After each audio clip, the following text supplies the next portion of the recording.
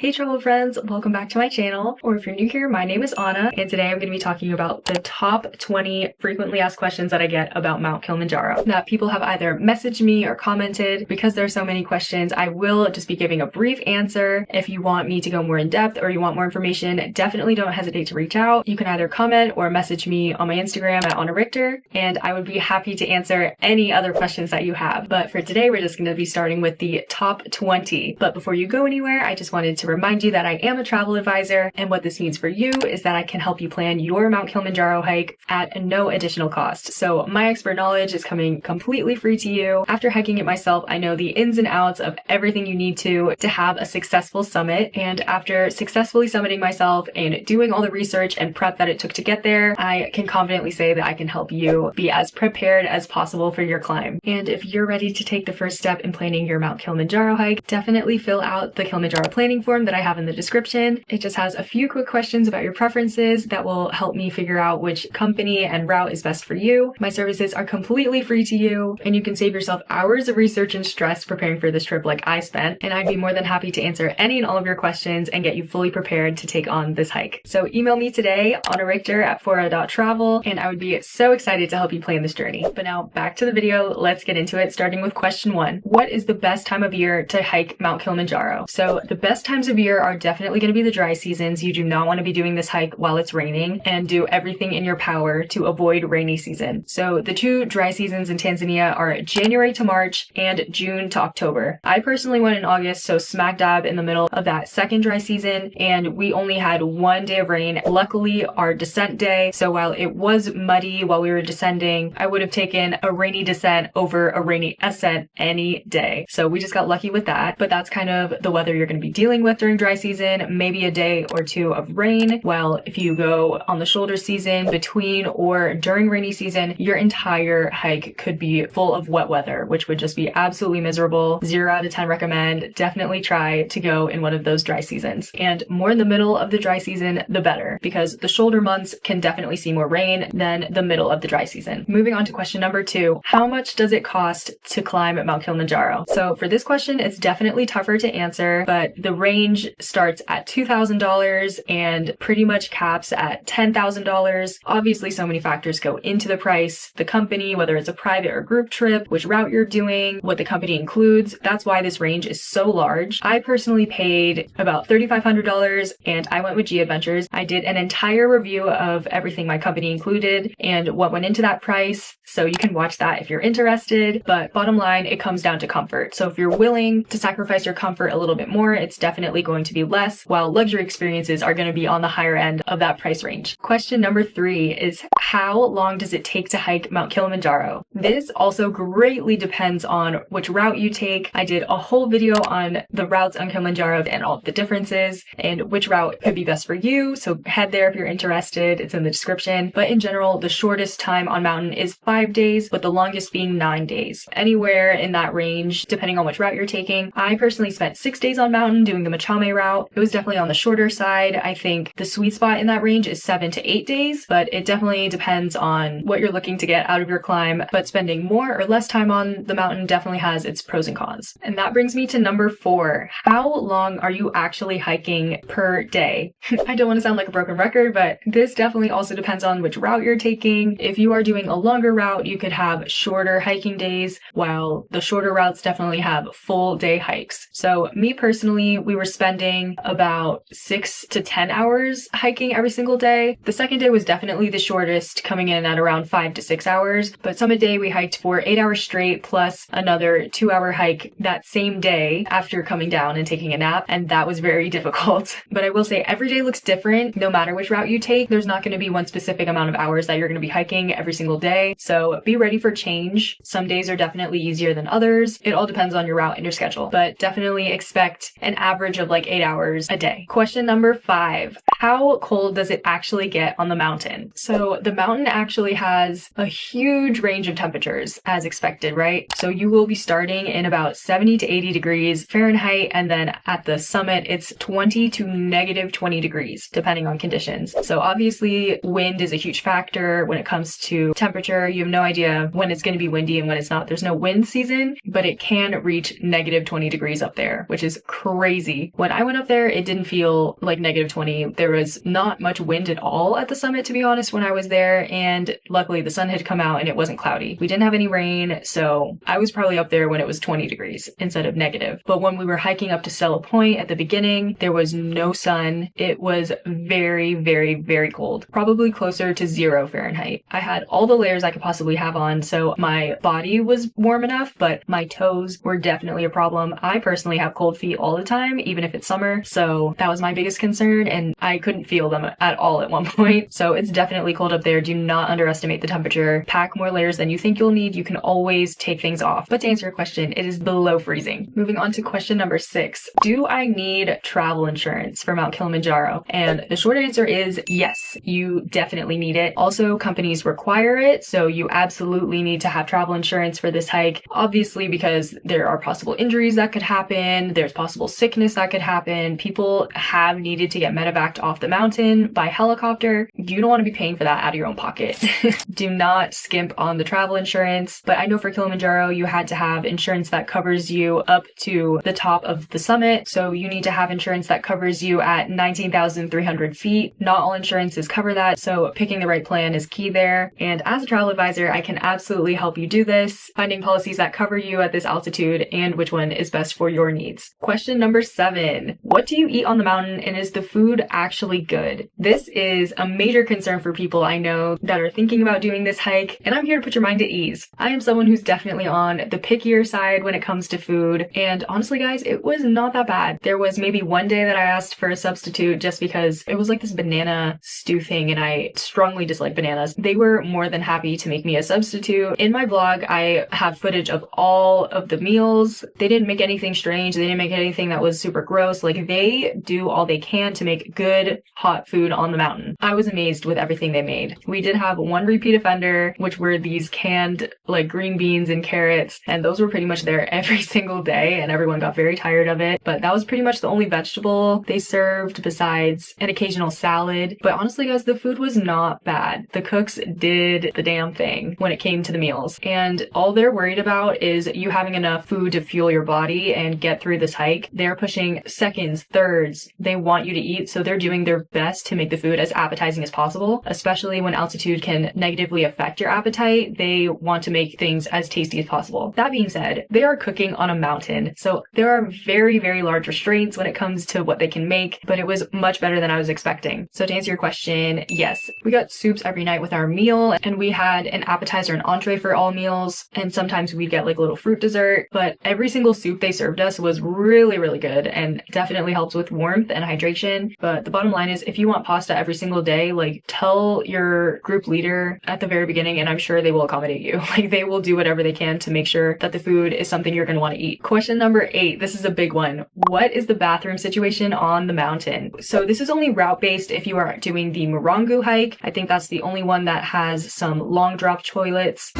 Every other route is pure camping, meaning that you're either doing what you do when you camp, aka you make a hole, or depending on your company, you can have portable toilets. That is the most comfortable way, in my opinion. Forget the long drop toilets because those are basically porta potties. They're so gross. But the portable toilets were surprisingly comfortable. They are flushable. It's private in a tent. Not all companies offer this or include it. Sometimes you have to pay extra for an add-on, or some companies don't offer it at all. It really depends. But the portable toilet is the best situation you can be in. Those are really the 3 options of what your bathroom situation is looking like. But it's basically a portable toilet, long drop, or digging a hole.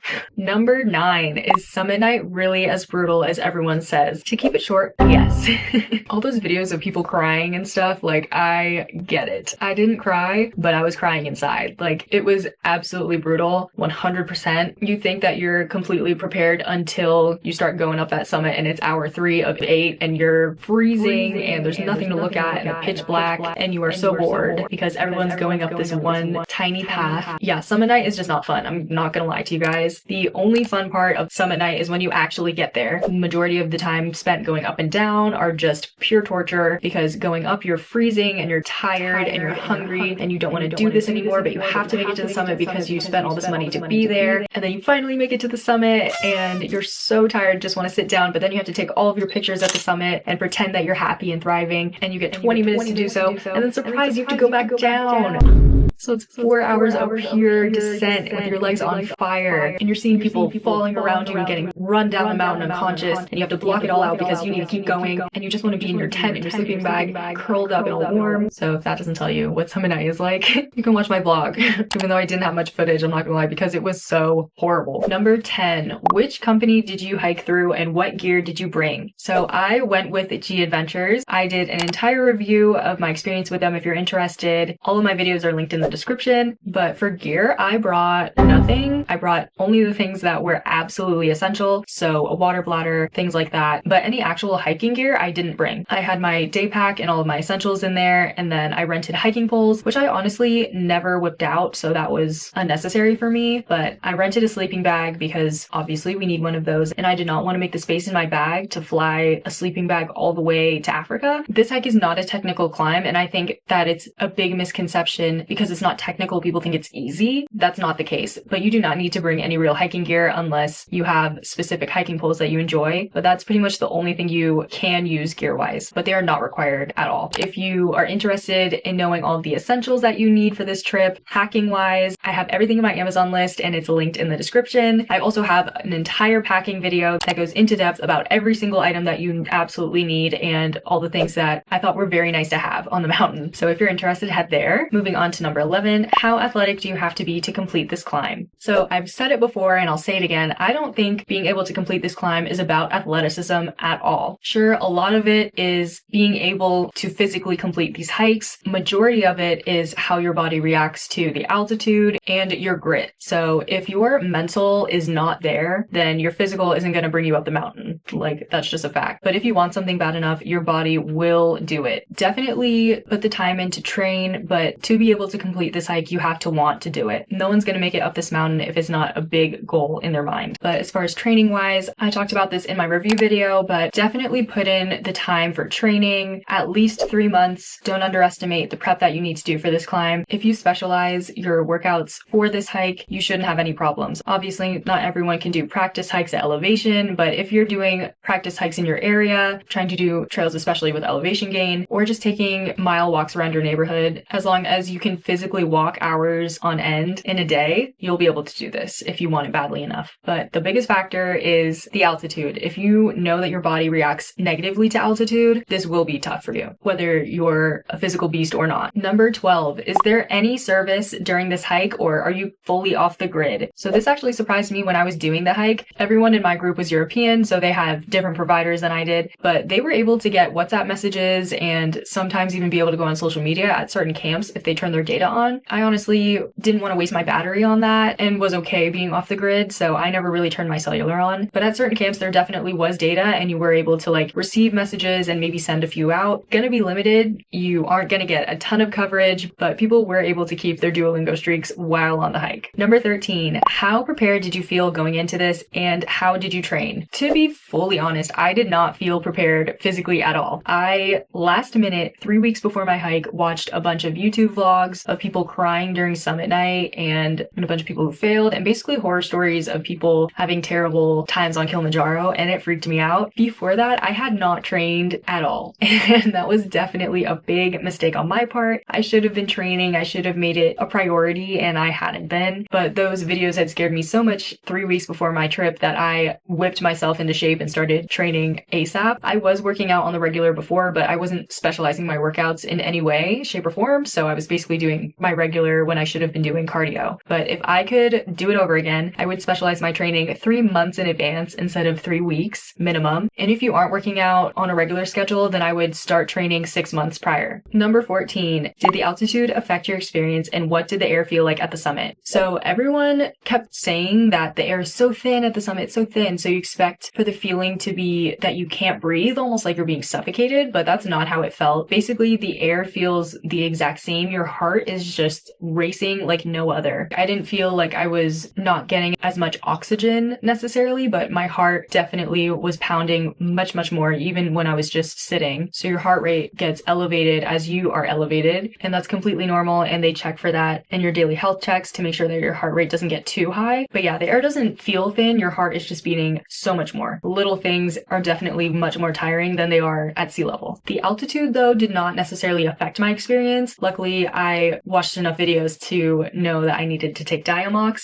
so I didn't have to worry about any altitude sickness and didn't have any symptoms. So I got very lucky with that. But I'm very, very happy that I chose to get the Diamox instead of just risking it, because it's completely possible that if I chose not to take the Diamox that I wouldn't have made it to the summit and would have screwed my chances. So definitely a personal choice, but for anyone doing this hike, I absolutely recommend taking the Diamox because you don't want to waste thousands of dollars just because you chose not to take one medication. Number 15, did anyone in your group fail to summit? So everyone in my group was able to summit. This was very rare according to my group leader because we had the maximum size for the company I went with. There were 12 of us and all of us were able to summit. I think a big part of it was we were motivating each other. Like none of us were tapping out. So I think that's why everyone pushed themselves to make it to the summit. But it was definitely a huge part of our team as well because they did such a great job supporting us. And I just think at the end of the day, all of us wanted it. All of us wanted it bad enough to make it up there, and we did. That being said, we saw a bunch of people being rushed down the mountain due to medical emergencies. It was very, very scary and kind of traumatizing that we had to just ignore the scary situations around us and just keep hiking up a mountain. But that's kind of just what comes with summit night. If I'm being honest, you will see people throwing up, people passing out, lots of people just being completely unconscious. They're being carried down the mountain. All of these porters are trained to do what they need to keep everybody safe because obviously that's the number one priority. But it was very scary to see people completely unconscious being run down the mountain. And it was so prevalent that night that you honestly couldn't even spend your mental energy being concerned because you had to get yourself up the mountain. And if you let your mind wander, you might go to a dark place and your mind just needs to focus on positive vibes to get up there. So to answer your question, no, but we did see lots of other people fail to summit for various reasons. Obviously, we have no idea why, but they were not making it up that night. Now going to question 16,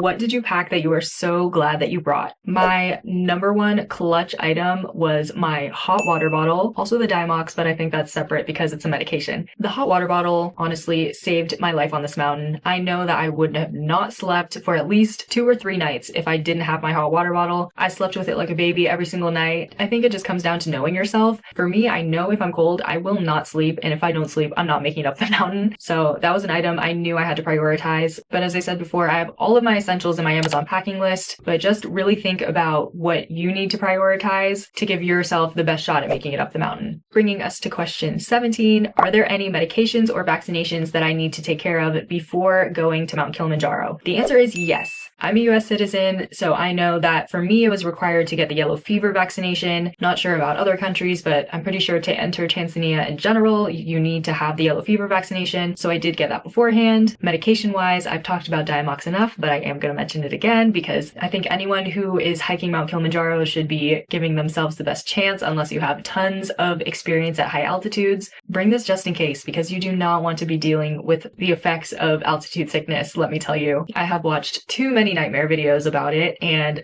wouldn't want that experience for you. So definitely look into Diamox. Your insurance may cover it, mine did, but the yellow fever vaccination is required. For other medications, you can watch my review video. I did make a whole section on medications alone and everything you need to have. I also included it in my packing video. A brief rundown would be anything you take on the daily, pain reliever because headaches are a big problem on the mountain because of altitude, and any and all tummy meds because your stomach is going to go through it on this mountain, whether it's getting backed up or everything's coming out. You want to be prepared either way. Question number 18, do I need a visa? Obviously, this depends on your nationality, but for US citizens, you do need a visa. For us, we are required to get the multi-entry visa. I'm not sure why we aren't allowed to get the single entry, but the multi-entry was $100. Definitely do it through the official website. Don't pay extra for Sherpa. You do not need to. My visa came in under a week, but I did it weeks out just to be safe side and recommend that you do the same. But if you are doing travel in other countries and want to enter Tanzania again, luckily this visa will allow you to do so. Question 19, what is one thing that you wish you knew before going? I think one huge tip that I wish I knew before going is that not all companies are created equal. Obviously, there are so many different companies that are offering this Kilimanjaro hike with tons of different routes at different price points and just different levels of service. I think the little things like some companies rewarding their hikers with medals while other ones are just like sitting there watching their celebration is kind of a big thing. Like when it comes down to morale, certain companies will boost you and hype you through the entire hike while others just want to get you up there and bring it back down. So not to say my experience with G Adventures was bad whatsoever. I had a fantastic experience with them, but almost investigating the level of comfort that other companies could have provided was one thing that I wish I spent a little more time time doing beforehand. Okay, we've made it to the last question. Question 20. What would you do differently if you could do this again? Honestly, I'm extremely happy with my experience and how everything went and wouldn't really want to change anything. If I could go back, I would change my route from machame 6-day to machame 7-day. I have definitely mentioned this before, but I think that's the only small regret that I have, is that I didn't realize that you could do 7-day machame. So just getting that extra bit of rest before summit night, I think would have helped me a lot, but honestly, no regrets. I had a fantastic experience and am super happy with my summit. And with that, we've made it. Those were 20 of my most frequently asked questions about Kilimanjaro. I hope that this gave you some more information and answered some of the questions you may be having about Mount Kilimanjaro. Hopefully this gave you a little intro into what to expect and what your hike could look like. But as always, if you have any more questions or you want to chat a little more about Mount Kilimanjaro and what you're looking for, you can leave a comment below or message me on Instagram at Anna Richter, and I would be more than happy to help. So that brings us to the end of this video. I have tons of other kili content up if you're looking for more. All of it is linked in the description, but that's all the info I have for you now, and I will see you guys in the next video.